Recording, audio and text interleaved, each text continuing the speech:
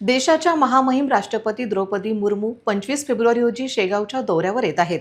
या ऐतिहासिक दौऱ्याच्या पार्श्वभूमीवर सुरक्षा आणि राजशिष्टाचारांच्या कारणास्तव श्री गजानन महाराज संस्थानचे दर्शन व्यवस्थेत काही तासांचा बदल करण्यात आला आहे।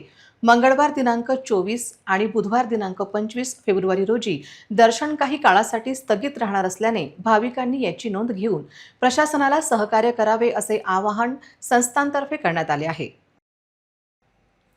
देशाच्या महामहिम राष्ट्रपती द्रौपदी मुर्मू 25 फेब्रुवारी रोजी शेगावच्या दौऱ्यावर येत आहेत। या ऐतिहासिक दौऱ्याच्या पार्श्वभूमीवर सुरक्षा आणि राजशिष्टाचाराच्या कारणास्तव श्री गजानन महाराज संस्थानचे दर्शन व्यवस्थेत काही तासांचा बदल करण्यात आला आहे। प्रशासनाकडून मिळालेल्या माहितीनुसार राष्ट्रपतींच्या दौऱ्यासाठी सुरक्षा आणि सुव्यवस्थेचे कटेकोट नियोजन करण्यात आले आहे। त्याचे तपशील खालीलप्रमाणे आहे।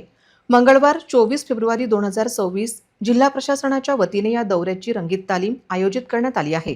त्यामुळे सुरक्षिततेच्या कारणास्तव सकाळी 10:30 ते दुपारी 12 या कालावधीत श्रींचे दर्शन स्थगित राहील।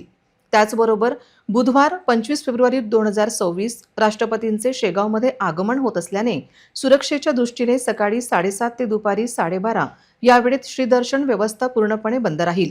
दुपारी 12:30 नंतर दर्शन व्यवस्था पुन्हा पूर्ववत सुरू होईल। दररोज हजारो भाविक श्रींच्या दर्शनासाठी शेगावला येतात। या 2 दिवसात होणाऱ्या बदलांमुळे भाविकांची गैरसोय होऊ नये यासाठी संस्थानने ही सूचना प्रसिद्ध केली आहे।